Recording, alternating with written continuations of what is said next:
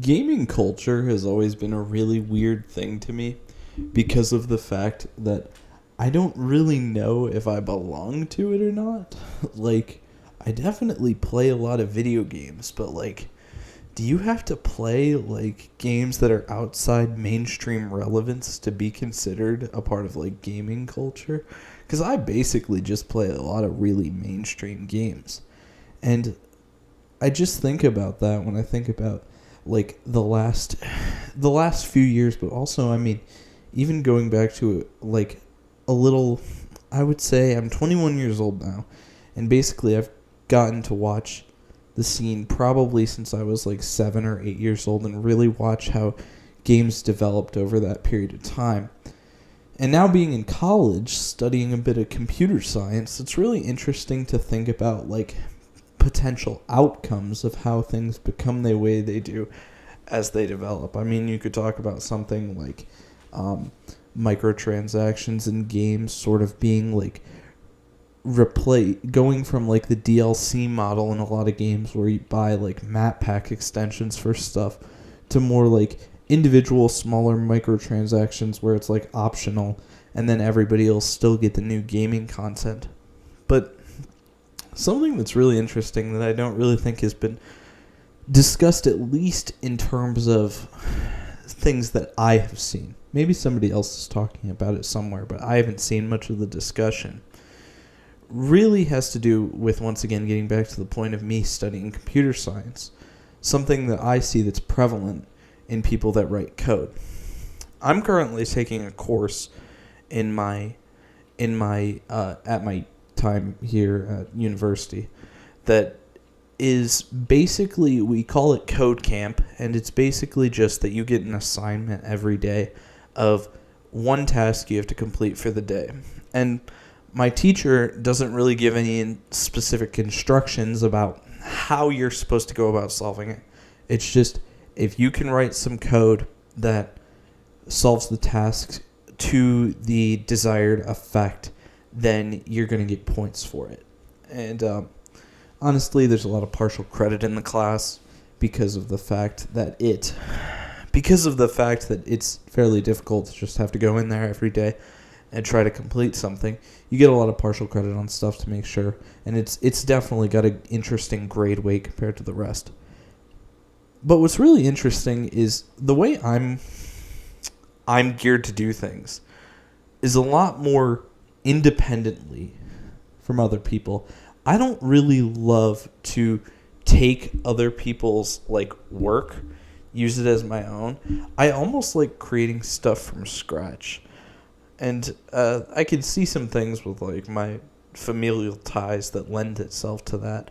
But it's interesting because of how many people, when you go into a class like this that really has no restrictions, do not look to create their own solution to a problem, because there are no like rules about how you garner your solution.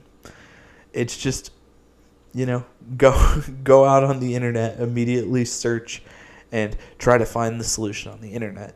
Now it's been really interesting with the prevalence of ChatGPT boosting up now. Now that's become like a main source of code for our class. But I'm always much more like, I want to learn how to do it and do it myself so that I can take something and mold it exactly how I want it to be. And my thought here, when I noticed this the other day and tying it back into the video games, is just that I really wonder how much over the years, with more resources being available on the internet, or just in general, like game companies having a bigger library of older code or something like that, game companies are now just having programmers, whether intentionally or unintentionally, just copying code. I mean, frankly, you can see this with like games. You can see this in a simpler sense with games, with like the way that they tend not to move towards changing a game engine ever. I remember like thinking back to going from, a sports game wise, or even, let me not do that because that's a little more specific. Let's talk about Call of Duty, because everybody knows Call of Duty. you could really feel the independence in a lot of the 360 PS3 titles between the difference between World at War, Modern Warfare 2, Black Ops, etc., moving through those. And now they're basically to the point on the newest generation of consoles where the games feel exactly the same even if they're made by a completely independent studio. So that gets that going with the game engine. But then just talking about coding with like copying giant segments of code in from other portions of other old games or other sources that they find on the internet, I have to assume that the prevalence of that has increased greatly. And I think it lends itself to one of the reasons where games end up being like so seemingly filled with bugs as compared to how it used to be. It's like it used to be you had to say mid 2000s. You had to write the code from scratch. You write the code from scratch for the game, and then you know about the logic to work through it and everything. Now you think about it, you go through and you develop a game, and it's like, well, my boss wants this done as efficiently as possible. Let me just go grab code from the internet, which may work 95 out of 100 times, but 5 out of 100 times is a fairly decent fail rate in the gaming place. And when you extend that across things, across many, many code copying segments, which I have to assume people are doing a ton of in newer games from various sources, I would assume that really starts to compound the problem. And you may not even catch it at first glance, and you'd be much more likely to catch it if you had to write it from scratch to see the error in your logic at all, because you actually had to, check it over, fully understand it and everything.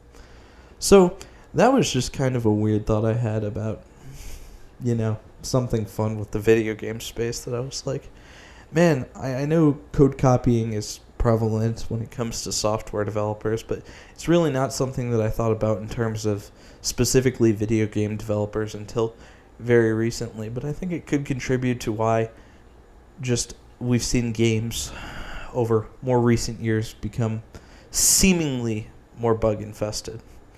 Now, it's not clear whether or not that's actually true, but it sure feels like it. And I feel like if I had to guess, if I had to put my money on something, I would say old bugs were something more unintended, where new bugs in newer games could probably be more attributed to code copying and stuff of that sort. So, hopefully that idea potentially interests you. Have a good rest of your day.